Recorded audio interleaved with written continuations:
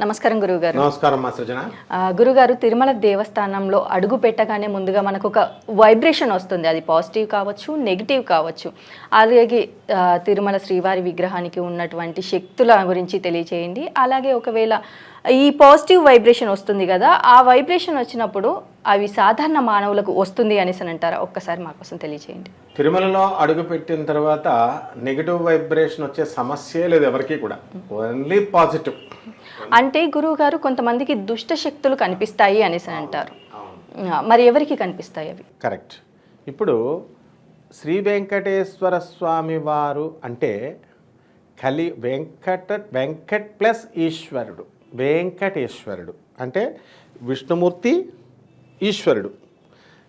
ఆ కాలంలో శైవులు వైష్ణవులు కొట్టుకుంటున్న సమయంలో జగద్గురువు ఆదిశంకరాచార్యుల వారు వచ్చి, నాయనలారా కొట్టుకోకండి, ఈ షణ్మత స్థాపన చేసి, ఈ వెంకటేశ్వరుడు ఎవరో కాదు, ఇటు విష్ణుమూర్తి అలాగే ఈశ్వరుడు అని చెప్పి వెంకటేశ్వరుడిని నామకరణం చేయడం జరిగింది. ఈ నామకరణం శంకరాచార్యుల వారు చేశారా అంటే అది భవిష్యోత్తర పురాణంలో కలియుగం నుంచి వస్తుంది. ఆయన దానికి ఎక్స్ప్లెనేషన్ ఇచ్చారు, భాష్యాలు రాశారు. తర్వాత మరి ఈ శ్రీనివాసుడు ఎలా అంటే తిరుపతిలో ఒక యాంగిల్లో చూస్తే ఆయన విష్ణు అవతారం అన్నారు. వెంకటేశ్వరుడు జటాజుటం ఇలా జుట్టు విరబోసుకొని ఉంటాడు.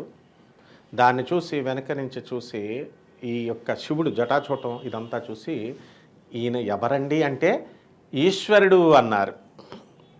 అక్కడ ఉన్నది ఈశ్వరుడు, అక్కడ ఉన్నది విష్ణువు. సుబ్రహ్మణ్యేశ్వర స్వామి అక్కడ తపస్సు చేసిన ప్లేస్ అది. కాబట్టి ఈయన సుబ్రహ్మణ్యుడు అని కూడా అంటారు. అలాగే ఈయనకు ఇంకో పేరు బాలాజీ. హిందీలో మనం ఎవరినైనా గౌరవంగా చెప్పినప్పుడు సురేష్ జీ, వెంకటేష్ జీ అంటాం. జీ అనేది కలుపుతాం మనం పేరు. అలా బాలాజీ. ఆమె వెనక నుంచి చూసినప్పుడు జగన్మోహిని కదా అమ్మవారు. మనకు ర్యాలీ అని రావులపాలెం దగ్గర ఉంది, ఈస్ట్ గోదావరి డిస్ట్రిక్ట్లో. ఆ ర్యాలీ అమ్మవారు జగన్మోహన్ అసలు వెనక నుంచి చూస్తే స్త్రీ రూపంలో ఉంటాడు, ఫ్రంట్ నుంచి చూస్తే పురుష రూపంలో. అలా అంటే రెండు అనమాట, స్త్రీ రూపము వెనక నుంచి పురుష రూపము. ఆ జగన్మోహని అవతారం యొక్క ఉద్దేశ్యం అది. అలాగే ఈ శ్రీనివాసుడిది ఎలా ఉంటుందంటే అమ్మవారి రూపంలో ఉంటుంది, స్థానాలు ఇవన్నీ కూడా, ఆ ఫిగర్ అంతా కూడా. సో అంటే బాలా త్రిపుర సుందరి ఈమె అనే కూడా చెప్తారు పండితులు. ఇది నగ్న సత్యం ఇది. ఎందుకంటే మా గురుగారు అయినటువంటి ప్రధాన పూజారి తిరుమల తిరుపతి దేవస్థానంలో రమణ దీక్షితులు గారు స్వయంగా చెప్పినాయి. ఇప్పుడు నువ్వు చెప్పావు, ఆయన మాటల్లోనే నేను చెప్తాను. అసలు తిరుమల తిరుపతి దేవస్థానంలోకి అసలు కొండ కిందే మనం పెట్టగానే భక్తి ఆవరించేస్తుంది మనకి. భక్తి పార్వశ్యంలో మునిగిపోతాం మనం. ఆ క్రింద మనకి తొలిమెట్టు ఆ స్వామివారి దగ్గర కడప నుంచే వచ్చేస్తుంది. కడప అనేది ఆ స్వామివారి ఆదిశేషుడు పర్వతాలు, ఆ పర్వతం తోక కడప అయితే, అందుకే తొలిమెట్టు గడప, తొలి గడప అలా కడప అయిందనమాట. అక్కడ వెంకటేశ్వర స్వామి అక్కడి నుంచే స్టార్ట్ అవుతాడు ఆదిశేషుడు. ఇక శిరస్సు వచ్చేసరికి మన ఇదనమాట. అందుకనే మనకి ఈ యొక్క హనుమాద్రి, తర్వాత గరుడాద్రి, శేషాద్రి అని 7 కొండలకి 7 పేర్లు పెట్టారు. గరుడాద్రి అంటే గరుత్మంతుడు కొండ, శేషాద్రి అంటే ఆదిశేషుడిది. తర్వాత ఈ యొక్క పేర్లన్నీ కూడా ఆ విధంగా వచ్చినాయి. బాగుంది. అక్కడి నుంచే మనకి అలిపిరి కింద పాదయాత్ర చేస్తాం కదా, పాదంతో నడిచే మెట్ల దగ్గర నుంచి వెళతాం. అక్కడి నుంచి ఆ స్వామివారి పాదాలు అక్కడ ఉంటాయి. అక్కడి నుంచే భక్తి మారుమోగిపోతుంది మనకి. ఒళ్ళు పులకరించిపోతుంది, ఒళ్ళు పులకరించిపోతుంది. కాబట్టి ఆ స్వామి తిరుపతి కొండల మీదకి వెళుతున్న కొద్దీ ఏమవుతుందంటే మనలో భక్తి పార్వశ్యంతో మనల్ని మనమే మర్చిపోతాం. ఆ యొక్క భక్తి తమకంలో మునిగిపోతాం. స్వామివారి పాదాల పట్ల మనకి ప్రగాఢమైనటువంటి భక్తి, నిశ్చలమైనటువంటి భక్తి, అన్షేకబుల్ ఫెయిత్ అనేటటువంటిది ఆటోమేటిక్గా వస్తుంది. కాబట్టి పాజిటివ్ వైబ్రేషన్ అసలు అన్నమయ్య వీళ్ళంతా కూడా అక్కడ ఆ తపస్సు చేసిన ప్లేస్, ఆ కొండ గుహల్లో ఎంతోమంది ఋషులు ఇప్పుడు కూడా ఆ యుగంలో కూడా వాళ్ళంతా తపస్సు చేసి ధారబోసారు. కాబట్టి ఫలితాన్ని అక్కడికి వెళ్ళగానే ఈ వైబ్రేషన్స్ అందుకు మనకు వస్తాయన్నమాట. అండ్ అక్కడ ఎవరైతే ఈ చేతబడులు చేశారండి మాకు మాలో దుష్టశక్తులు ఉన్నాయండి అని అనుకునేటటువంటి వాళ్ళంతా కూడా ఆ కొండ మీదకి వెళ్ళగానే వాళ్ళల్లో ఉన్నటువంటి దుష్టశక్తులన్నీ కూడా పోతాయి. అక్కడ ఆకాశ గంగ ఉంటుంది. ఆ స్వామివారు ఆకాశం సాక్షాత్తు గంగాదేవే మరి అక్కడ వెలిసింది. స్వామివారి పాదాల నుంచి పుట్టింది, ఆకాశం నుంచి పుట్టింది. కాబట్టి ఆకాశ గంగలో స్నానం చేస్తే పాపనాశనం అని ఒక తీర్థం ఉంటుంది. ఆ పాపనాశనం తీర్థంలో కనుక స్నానాలు చేస్తే నిర్భయంగా పాపాలన్నీ కూడా అది నశించిపోతాయి. అంటే ఇది నమ్మకం అండి అంటే నమ్మకం కాదు, ఇది యథార్థం. ఇది ఆ పాపనాశనం అంటే ఇక్కడ పాపాలు చేసేసి అక్కడ స్నానం చేస్తే పోతాయి కదండి, అందుకని నేను ఎప్పుడు పాపాలు చేసుకుంటే కుదరదు, మళ్ళీ తోలు తీస్తాడు వెంకటేశ్వరుడు.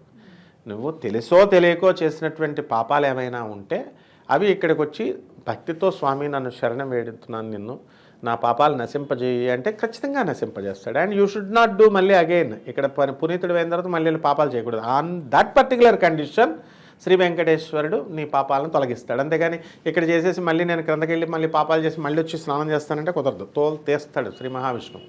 వెంకటేశ్వర స్వామితో no jokes. Is a very serious man, at the same time loving man అన్నమాట, లవింగ్ గాడ్. అందువలన ఆ ఋషుల యొక్క తపో ఫలితము ఈ అన్నమయ్య, ఆ తర్వాత మనకి అక్కడ ఎంతోమంది ఋషులు వీళ్ళంతా తపస్సు చేసిన ప్రాంతం కాబట్టి అక్కడ పాజిటివ్ వైబ్రేషన్స్ ఉంటాయి. అలాగే ఈ చేతబళ్ళు గితబళ్ళు ఎవరైతే దుష్టశక్తులు ఉన్నాయో అవన్నీ దుష్ట ఆలోచనలతో ఉన్న వాళ్ళు కూడా పునీతులు అవుతారు. ఆ దుష్టశక్తులన్నీ కూడా పోతాయి అన్నమాట. అంటే ప్రముఖులకు కనిపిస్తాయి అనేసి చెప్తూ ఉంటారు, నిజమేనా అది? ప్రముఖులకి ఋషులు కనబడతారు, దుష్ట శక్తులు అక్కడ పునీతులు అయిపోతారు కదా. ఇప్పుడు అక్కడ దెయ్యాలు భూతాలు ఇవన్నీ ఎవరైనా చనిపోయిన స్పిరిట్స్ పాపాత్మలు, ఇప్పుడు వీళ్ళు ఎవరైతే ఉన్నారో చనిపోయిన తర్వాత ఆత్మహత్యలు చేసుకున్నటువంటి వాళ్ళు, పాపాలు చేసినటువంటి చెట్లకి పుట్లకి గాలి రూపంలో వేలాడతారు, అందులో డౌటే లేదు. ఇప్పుడు లైఫ్ స్పాన్ బ్రహ్మదేవుడు 100 సంవత్సరాలని రాశాడు, మధ్యలో మనం సొసైడ్ చేసేసుకున్నాం.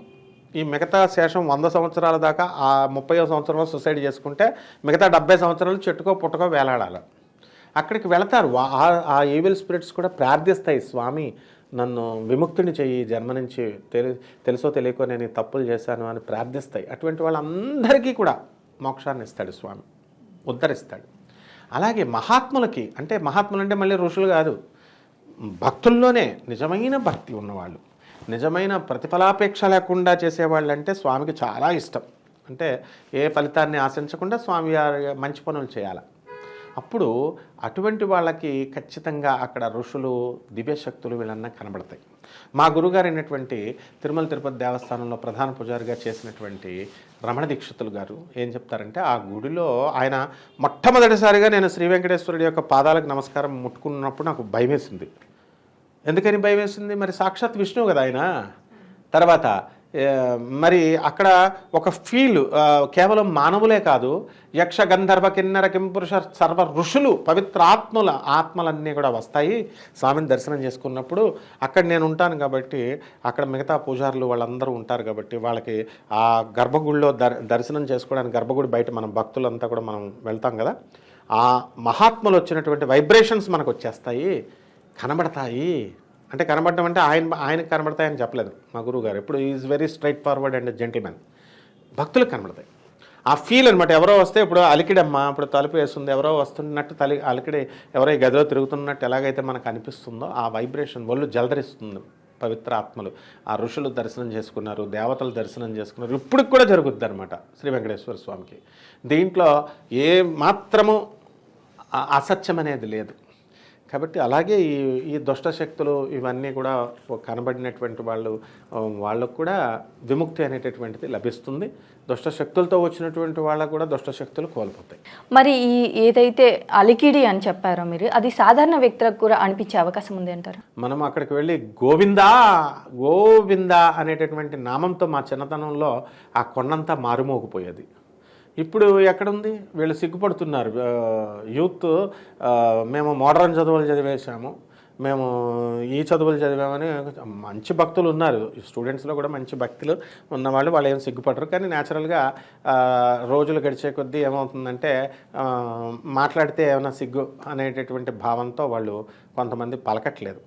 కానీ ఈ సాధారణ భక్తులకు కూడా గోవింద గోవింద అనే నామస్మరణతో మారుమోగుతూ మన ఇంట్లో మనం తాళాలేసి వచ్చాం, ఇంట్లో దొంగలు పడ్డారా, వాళ్ళు అన్నం తింటున్నారా పిల్లలు అక్కడ, లేకపోతే ఇట్లాంటి ఆలోచనలన్నీ పక్కన పడేసి ఆ తిరుపతిలో ఉన్నంతసేపు స్వామివారి యొక్క పాదాలు, ఆయన ముఖం కాదు చూడాల్సింది, ఆయన యొక్క పాదాల మీదే మనం దృష్టి పెట్టినట్లయితే అటువంటి మహాత్ములు వచ్చి స్వామివారిని యక్ష గంధర్వ సిద్ధ పురుషులు వీళ్ళంతా దర్శనం చేసుకునేటటువంటి వాళ్ళందరూ కూడా మనకి ఆ అలికిడి మనకి వినబడుతుంది భక్తులకి. అంటే కాన్సన్ట్రేషన్ క్లీన్గా ఉంచుకోవాలి మైండ్ని, అండ్ ప్రీ ఆక్యుపైడ్గా ఉంచాలి.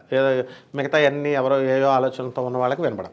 భక్తి ప్రొఫౌండ్గా ఉండాలి. అన్షేకబుల్ ఫెయిత్ అంటే నాకు అందరికీ భక్తి ఉందండి అంటారు, భక్తి అందరికీ ఉండదు. అచంచలమైన భక్తి విశ్వాసాలు ఉండాలి. అన్షేకబుల్ ఫెయిత్ అంటే ఆ నమ్మకాన్ని ఎవడు కూడా పగలగొట్టలేడనమాట. తొండమాన్ చక్రవర్తి వీళ్ళంతా కూడా అలా చేశారు కాబట్టి, శ్రీకృష్ణదేవరాయలు వీళ్ళంతా కూడా మరి ఈ బావాజీ మఠం ఉంటుంది, స్వామివారితో ఏకంగా పాచికలే ఆడాడు. మరి వీళ్ళందరికీ ఎందుకు జరిగింది? శ్రీనివాసుడు దేవుడు ఒక పాట ఉంటుంది, దేవుడు కనబడడని ఎవరు చెప్పారు? యశోదా జైసా దేవుడు యశోదా జైసే బులాతే నహి, నువ్వు యశోద తల్లి కన్న తల్లిలాగా పిలవలేదు. తర్వాత ఎవరు చెప్పారు దేవుడు తినడని? శబరి జైసా ఖిలాతే నహి, నువ్వు శబరిమాతలాగా నువ్వు తినిపించలేదు.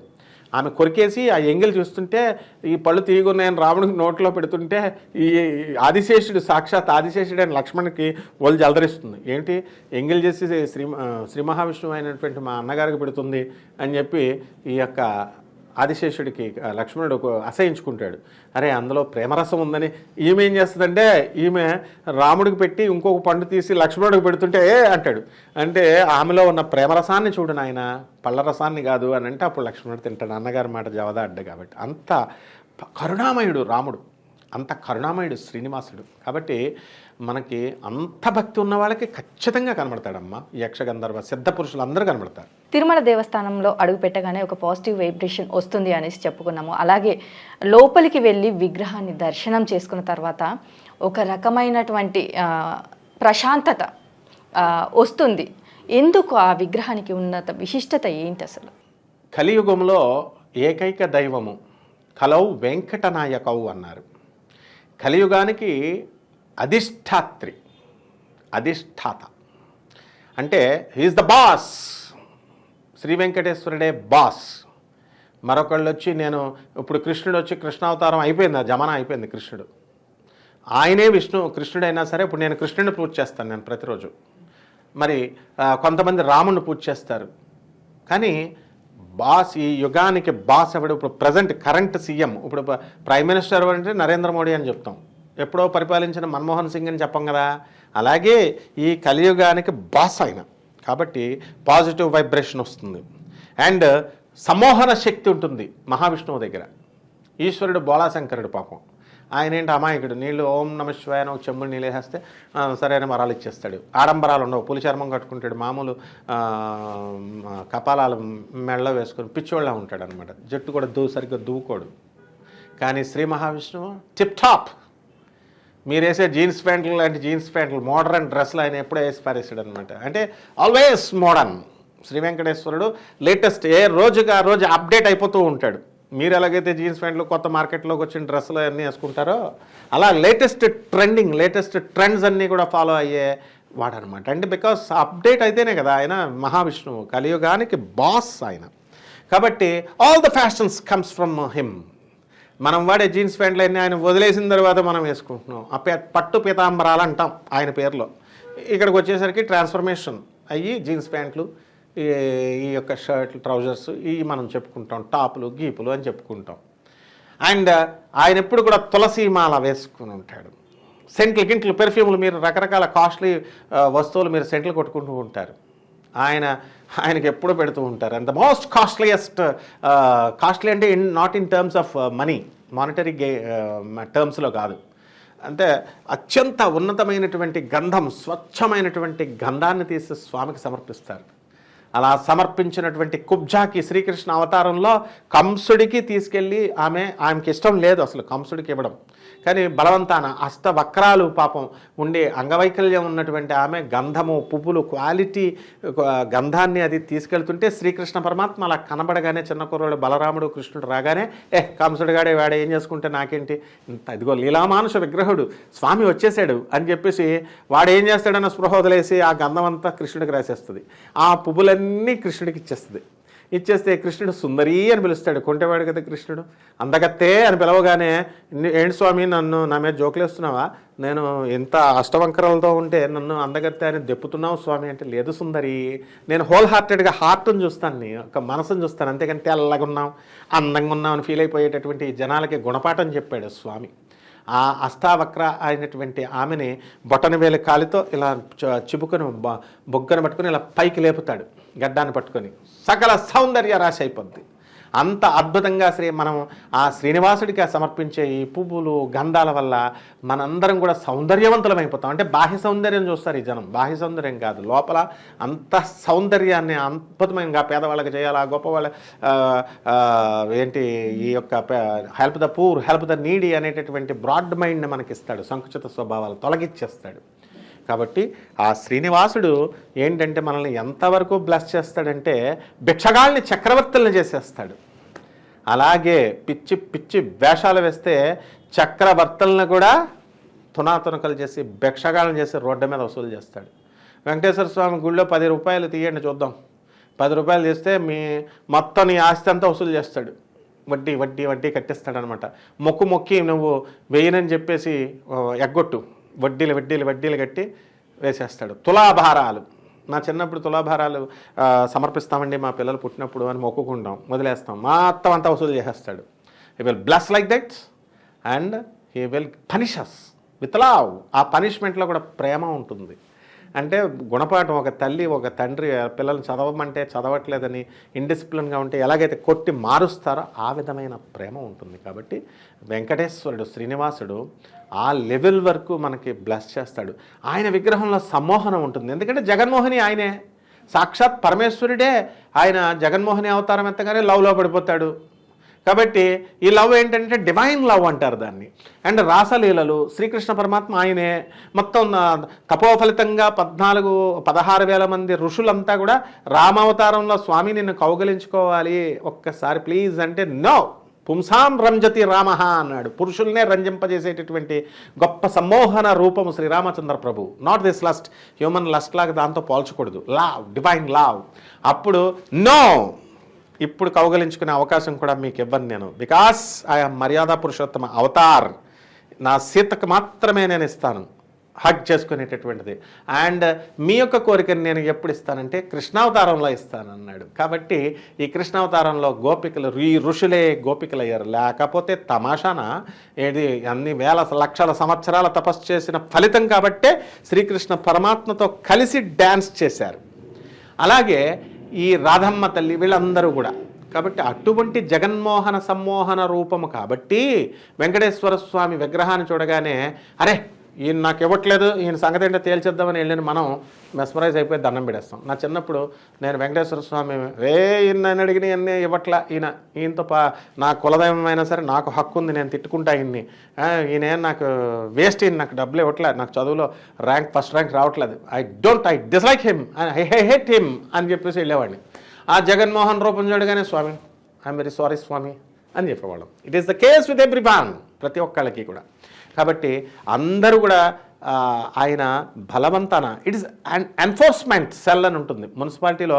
నీ ఇష్టం వచ్చినట్టు ఇల్లులు కడుతుంటే వచ్చేసి నీ ఇళ్లను పడగొట్టేస్తారు, అక్కడ ఉన్న నువ్వు కడుతున్న తపేలాలు గిపేలాలు అన్నీ ఎత్తుకుపోతారు. ఎవరు? దట్ ఈస్ కాల్డ్ ఎన్ఫోర్స్మెంట్ అంటాం. బలవంతాన ఎన్ఫోర్స్మెంట్ డైరెక్టరేట్. నీ ఇష్టం వచ్చినట్టు డబ్బులు సంపాదిస్తే ఈడీ వచ్చేస్తుంది. అలాగా ఇక్కడ కూడా ఏంటంటే మనకి ఎన్ఫోర్స్మెంట్ బలవంతాన ప్రేమను మన ప్రేమను లాగేసుకుంటాడు ఆయన. కాబట్టి అలాగే రెసిప్రొకేషన్ ఉంటుంది. మనం మనుషులు నమ్ముకుంటే దేవదాసులు అయిపోవాల్సిందే, హ్యాండ్ ఇచ్చేస్తారు, మనం దేవదాసులు అయిపోతాం. అందుకని స్వామి అన్నాడు అలా చేయడు. స్వామిని ప్రేమించిన వాళ్ళని మహోన్నత శిఖరాలకు తీసుకెళ్తాడు. ఆ మెస్మరైజింగ్ పవర్ ఉంది కాబట్టి మనం భక్తులు అక్కడికి వెళ్ళగానే పారవస్యంలో మునిగిపోతాం. అలాగే గురుగారు వెంకటేశ్వర స్వామి విగ్రహానికి ఉన్న విశిష్టత గురించి, అలాగే తిరుమల దేవస్థానంలో అడుగు పెట్టగానే ఒక ప్రశాంతమైన వాతావరణం నెలకొంటుంది ఎందుకు అనేసి చాలా చక్కగా వివరించారు గురుగారు. ధన్యవాదములు. ధన్యవాదాలు.